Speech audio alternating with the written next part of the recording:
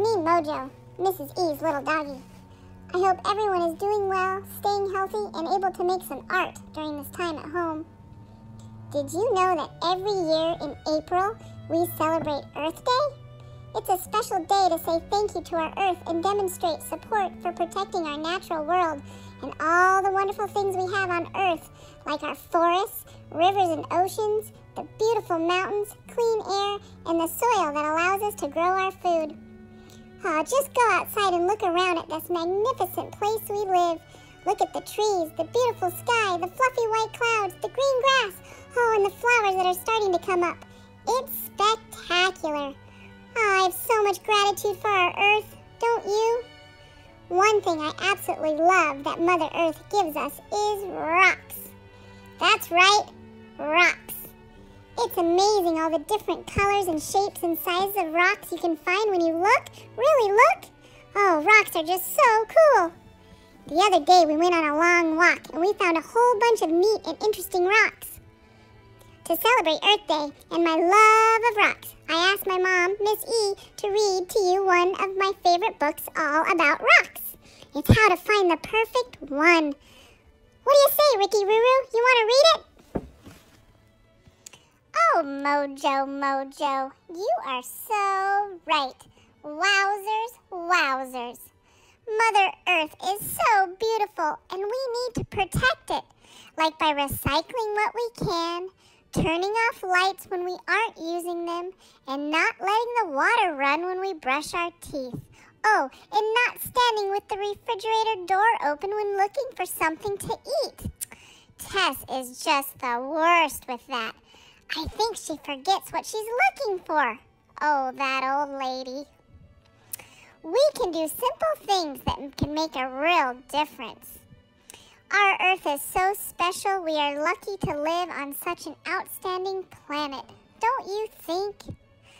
I just look around me and am amazed with the magnificent things I see. Oh, and I do love our walks when we look for those one-of-a-kind special rocks. And I also love this story. It tells you the 10 rules for finding that special rock. And the illustrations are beautiful. Notice the use of simple lines, shapes, and there are only a few colors in the whole book. It's just stunning. So let's read Everybody Needs a Rock by Bird Baylor with pictures by Peter Parnell. Oh, I can't wait. Everybody Needs a Rock by Bird Baylor and pictures by Peter Parnell.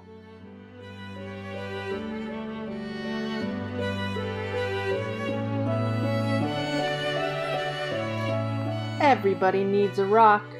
I'm sorry for the kids who don't have a rock for a friend. I'm sorry for kids who have tricycles, bicycles, horses, elephants, goldfish, 3-room playhouse, fire engines, wind-up dragons, and things like that. If they don't have a rock for a friend. That's why I'm giving them my own 10 rules for finding a rock. Not just any rock. I mean a special rock that you find yourself and keep as long as you can, maybe forever. If someone says, "What's so special about a rock?" don't even tell them. I don't. No one is supposed to know what's special about another person's rock. All right, here are the rules.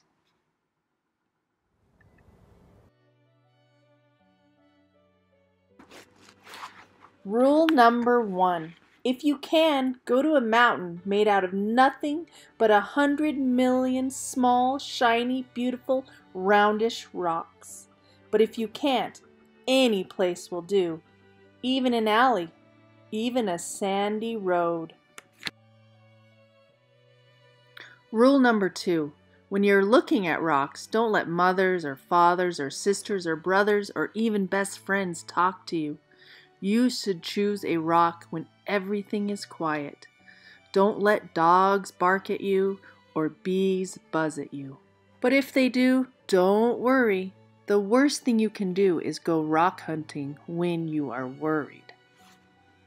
Rule number 3, bend over, more, even more.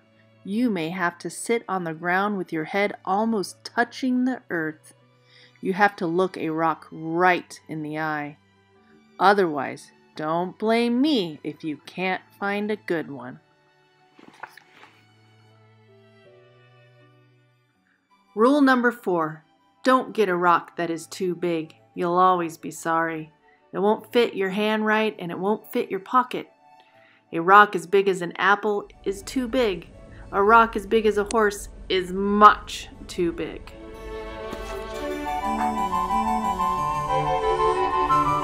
Oh my goodness, Mojo, you silly little puppy. I know you're trying to be helpful, but you're standing on the book. Okay, on to rule number 5. Don't choose a rock that's too small. It will be easy to lose, or a mouse might eat it thinking that it is a seed. Believe me, that happened to a boy in the state of Arizona.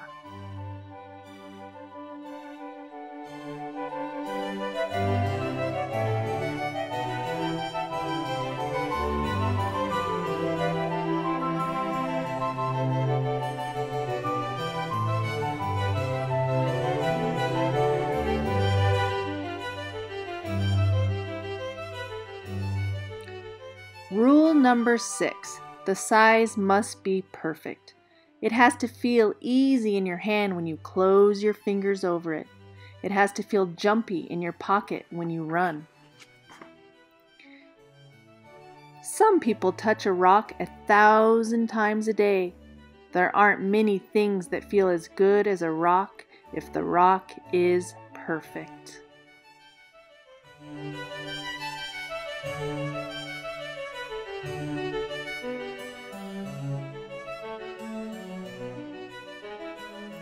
Rule number 7, look for the perfect color. That could be a sort of pinkish gray with bits of silvery shine in it.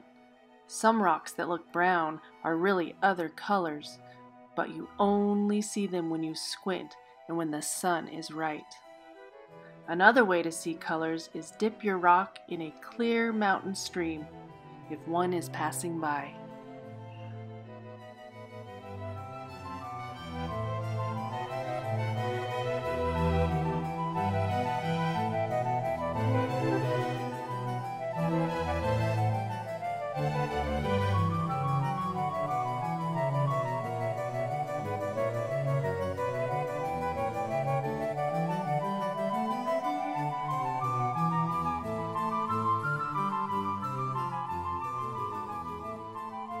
Rule number 8. The shape of the rock is up to you. There's a girl in Alaska who only likes flat rocks. Don't ask me why. I like them lumpy. The thing to remember about shapes is this. Any rock looks good with 100 other rocks around it on a hill. But if your rock is going to be special, it should look good by itself in the bathtub.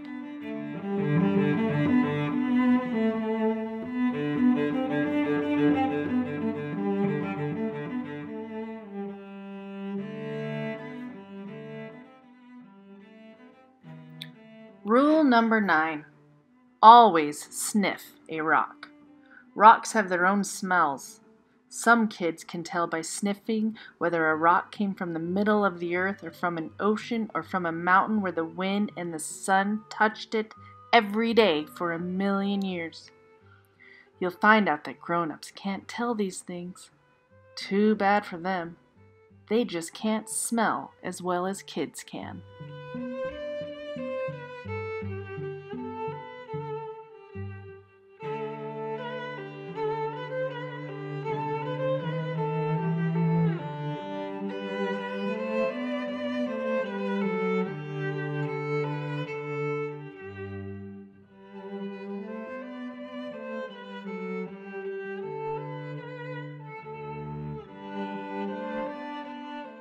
Rule number 10.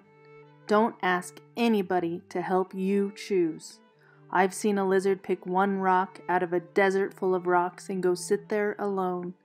I've seen a snail pass up 20 rocks and spend all day getting to the one it wanted. All right, that's 10 rules.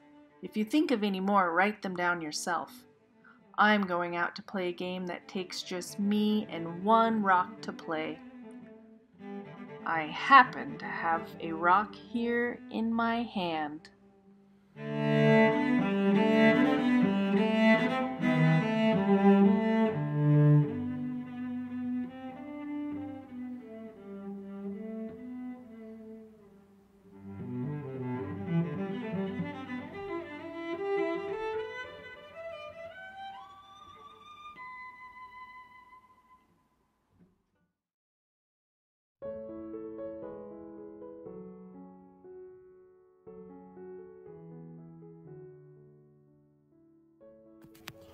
Woohoo! What a wonderful story. I'm inspired to go celebrate this Earth Day, get outside, go on a walk, and find my special rock. Come on, Mojo and Tess, let's go!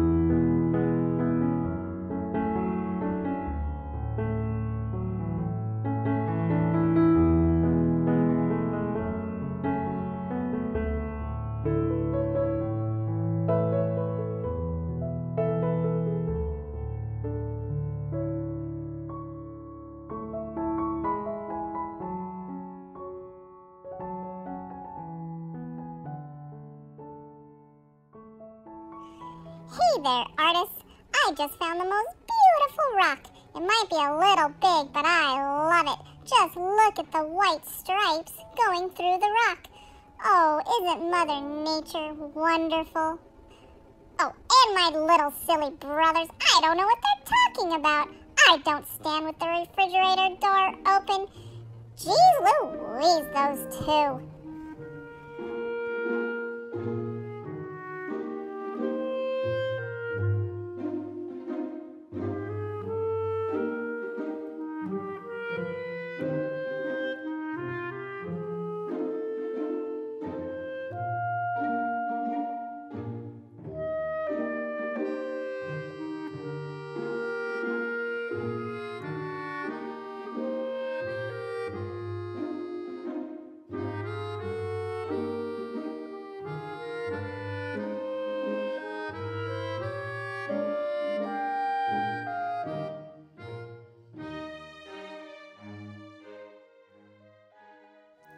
Wowzers, wowzers. It was so much fun to get outside, go on a walk, and look for that special, one-of-a-kind, perfect rock in our beautiful world. Oh, thank you so much, Mother Nature. Now that we're home, I'm thinking we could do some fun things with our rock. I feel like drawing, and my mommy says she has some good ideas. Let's go, everybody!